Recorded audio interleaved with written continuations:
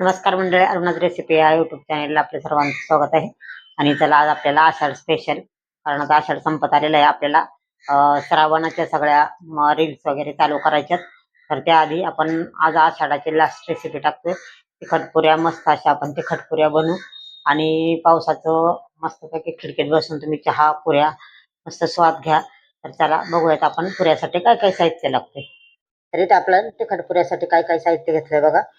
तर मी ह्या वाटीच्या प्रमाणे बघा, छोटी वाटी आहे, ह्या वाटीच्या प्रमाणे मी 2 वाट्या गव्हाचं पीठ घेतलंय, अर्धी वाटी ज्वारीचं पीठ घेतलंय, अर्धी वाटी बेसन घेतलंय, भरपूर अशी कोथिंबीर घेतली आणि एक 10 ते 12 लसणीच्या पाकळ्या घेतल्यात.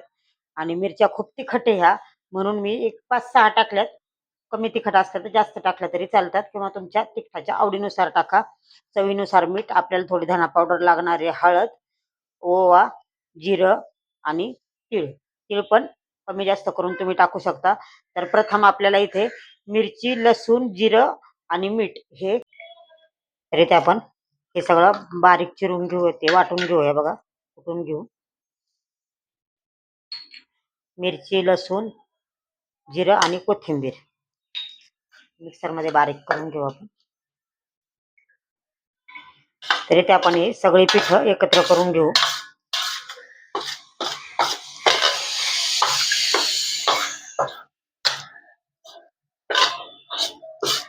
त्यामध्ये बघा आता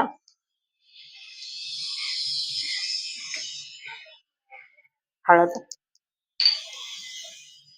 ओवा असा हातावर करून घालू आपण. ओवा,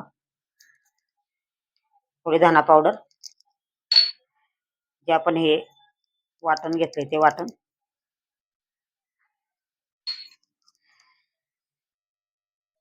तीळ घालायचे. तीळ आपल्या आवडीनुसार घाला.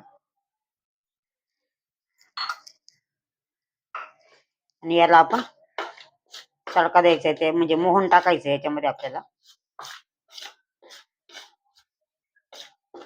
तर इथे बघा आपण कडकडीत 1 चमचा मोहन टाकलं इथं. हे बघा,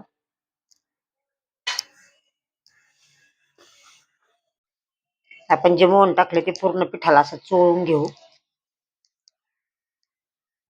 बघा मस्त असा वास यायला लागला ओव्याचा, जिऱ्याचा, आणि छान अशा पुऱ्या होतात आपल्या. साधे सोपी रेसिपी बघा, आपल्याला काही वेळ नाही लागत. पटकन जेवायच्या आधी आपण 1-10 मिनिटात तर बनवू शकतो. अशा पद्धतीने आपण सगळं चोळून घेतलंय. तर हे आता आपण त्यावर भरपूर अशी कोथिंबीर टाकणार आहे बघा. कोथिंबीर जेवढी जास्त असेल तेवढा छान फ्लेवर येतो आपल्या पुऱ्यांना.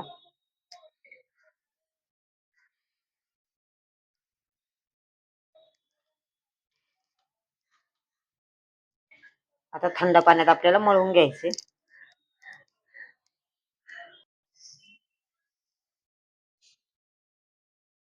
इथे बघा आपल्याला जेवढं जसं पाणी लागेल तसं आपण टाकून घेऊ. मी इथे थंड पाणी घेतलेलं आहे. आपल्याला जास्त पातळ नाही करायचं पीठ, असं थोडासा घट्टसर गोळा, आपण पुऱ्या करतो तसा थोडासा घट्टसर गोळा मळायचा.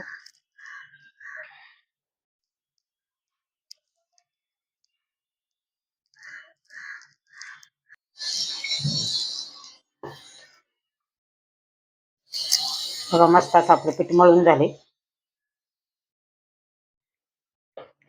तिथे आपलं पुऱ्याचं पीठ मळून झाले. आणि बघा जास्त घट्ट नाही, जास्त सैल पण नाही, अशा पद्धतीने आपण पीठ मळलं. तर चला आता आपण पुऱ्या लाटून घेऊयात. इथं आपण पोळपाटाला तेल लावून घेतलंय पहा थोडस, त्यावर आपण हा गोळा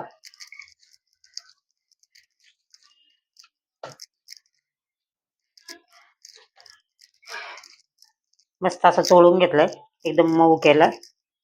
आता आपण पुऱ्या करून घेऊ. बघा इथून पुढे श्रावण चालू होणार आहे, आपल्याला श्रावणातल्या सिरीज पण चालू करायच्यात, शॉर्ट व्हिडिओ. बघा आपण चपाती सारखं एकच चपाती बनवून घेऊ आणि त्याच्या वाटेने पुऱ्या कट करून घेऊयात.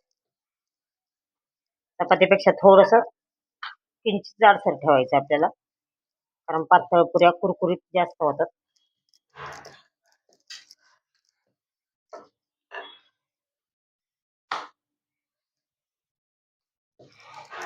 भन्नाट अशी आपली पुरी झाली पीठ झालेलं आहे बघा.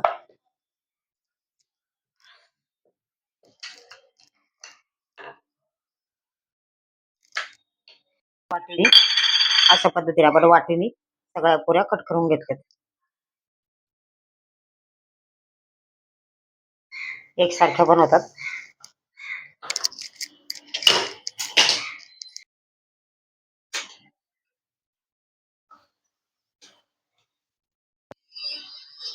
बघा मस्त अशा आपल्या पुऱ्या फुगल्यात, दिसत असेल तुम्हाला. बघा मस्त अशा आपल्या पुऱ्या फुगल्यात. आता आपण अशा झाऱ्यात काढून घेऊ, म्हणजे तेल निथळे.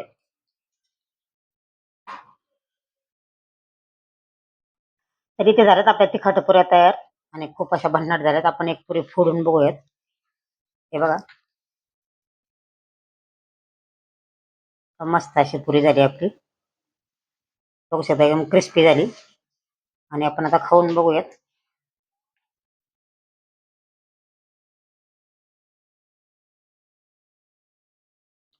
चव पण खूप भन्नाट झाली बघा. मस्त चव झाली.